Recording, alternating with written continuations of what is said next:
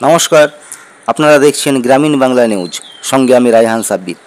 প্রতিদিন নিত্য নতুন খবরাখবর প্রতিবেদন পেতে চোখ রাখুন আমাদের এই চ্যানেলে। আদালতে আবার মুখ পুড়ল রাজ্য সরকারের।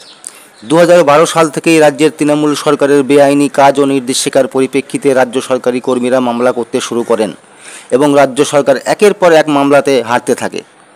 তা থেকে রাজ্য সরকার কোনো শিক্ষা নেয়নি। আসলে সরকারি আইনজীবী ও আধিকারিকরা মুখ্যমন্ত্রীর কথায় চলেন, ওঠেন এবং বসেন। কারো প্রতিবাদ করার কোনো সাহস নেই।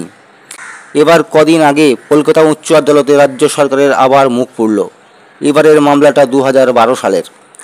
রাজ্য সরকার 2012 সালে এই মর্মে একটি বিশেষ নির্দেশিকা জারি করে। রাজ্যের সরকারি কর্মীদের স্বামী ও স্ত্রীর মধ্যে একজন যদি বেসরকারি প্রতিষ্ঠানে কাজ করেন এবং অন্যজন সরকারি স্কুল বা সরকার পরিচালিত কিংবা সাহায্যপ্রাপ্ত স্কুলের শিক্ষক বা শিক্ষিকা হন বা শিক্ষাকর্মী, তাহলে তাদের মধ্যে যে কোনো একজনই বাড়ি ভাড়া বাবদ ভাতা পাবেন।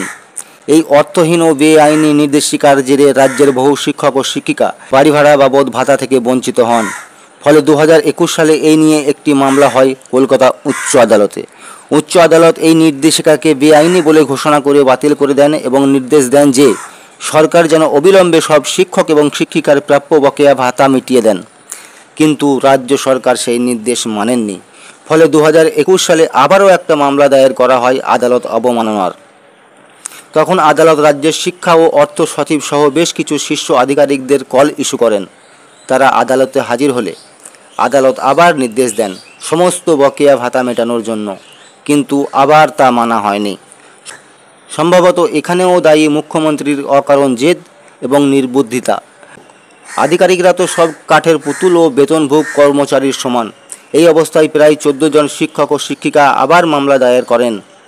তখন তাদের আইনজীবী দেবযানী সেনগুপ্ত ও কোয়েল বাগ জানান, 2012 সালের নির্দেশ ও মামলা 2021 সালে বাতিল হয়ে যাওয়ার পরও আদালতের নির্দেশ মেনে বকেয়া বাড়ি ভাড়া বাবদ ভাতা দেওয়া হয়নি বা মেটানো হয়নি বলে রাজ্যের বহু শিক্ষক ও শিক্ষিকা কেউ 12, কেউ 10 বা কেউ 5, কেউ 2 বছর ধরে বকেয়া বাড়ি ভাড়া পাচ্ছেন না। সুতরাং তারা বছরের পর বছর ধরে আর্থিকভাবে ক্ষতিগ্রস্ত হচ্ছেন। পরে মামলা চলে যায় বিচারপতি বিশ্বজিৎ বসুর এজলাসে। তিনি সব কিছুর বিচার বিবেচনা করে এক বিস্ফোরক রায় দেন। সেই রায়ে আগামী 4 সপ্তাহের মধ্যে সব শিক্ষক এবং শিক্ষিকাকে তাদের বাড়ি ভাড়া বাবদ প্রাপ্য ভাতা মিটিয়ে দিতে হবে এবং বকেয়া অর্থের ওপর 6% সুদও দিতে হবে। এই রায় কিন্তু দেন। অর্থাৎ রাজ্য সরকারের আবার মুখ পুড়ল কলকাতা উচ্চ আদালতে। কে নেবে এই দায়? সুদ বাবদ যে টাকা রাজ্য সরকারকে বহন করতে হবে তার দায় কে নেবেন? শিক্ষা ও অর্থ দপ্তরের সচিব ও আধিকারিকরা নাকি স্বয়ং মুখ্যমন্ত্রী? বিচারপতি আরও বলেছেন যে 2012 সালের সরকারি বিজ্ঞপ্তি বা নির্দেশ 2021 সালে উচ্চ আদালতের দ্বারা বাতিল ঘোষণার পরও কেন বকেয়া ভাতা মিটিয়ে দেওয়া হয়নি তা কিন্তু একেবারেই বোধগম্য নয়। আবারও যদি এমন ঘটনা ঘটে তাহলে সরকারি স্কুল পরিদর্শকের বিরুদ্ধে কঠিন পদক্ষেপ নেওয়া হবে। এই সরকার ও মুখ্যমন্ত্রীর কাছে খেলা মেলা ও দান খয়রাতির জন্য পর্যাপ্ত পরিমাণে টাকা থাকে। শুধু রাজ্য সরকারি কর্মচারীদের ডিএ ও অন্যান্য প্রাপ্ত ভাতা দেওয়া ও তার বকেয়া মেটানোর জন্য কোনো টাকা থাকে না। তখন কোষাগারে ঘাটতি পড়ে।